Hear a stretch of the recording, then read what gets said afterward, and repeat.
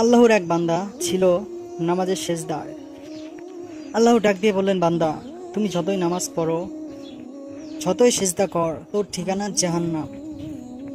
তখন লোকটি বলল, আলহামদুলিল্লাহ।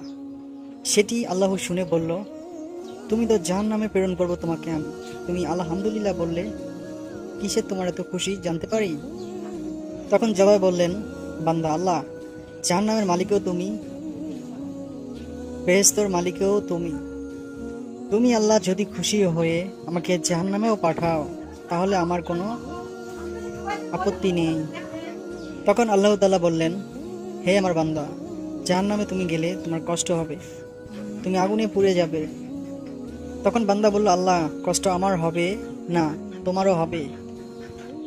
তখন জবাবে আল্লাহ তাআলা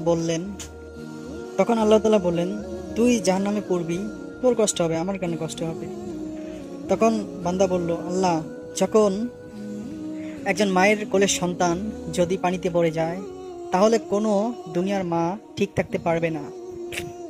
আমি জানি ওই মায়ের চেয়ে কোটি কোটি গুণ বেশি তোমার দয়া। এবং আল্লাহ বলে, বান্দা, এই দলিল তুই কোথায় পেলি? তখন বান্দা বললেন, আল্লাহ,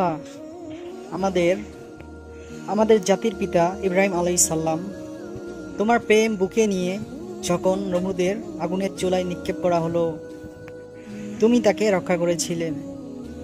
তখন আল্লাহ তাআলা বললেন, বান্দারে, আমার প্রেমের ভক্ত তুমিও, যাও, তোমাকে আমি জান্নাত দান করলাম। তো আশা করি ইসলামিক ভিডিও ভালোবেসে থাকলে আমাদের চ্যানেলটি সাবস্ক্রাইব করে আমাদের সঙ্গেই থাকবেন। দিনী এবং ইসলামিক ভিডিওটি প্রচারের জন্য অবশ্যই শেয়ার করবেন, লাইক কমেন্ট অবশ্যই করবেন। আল্লাহ হাফেজ।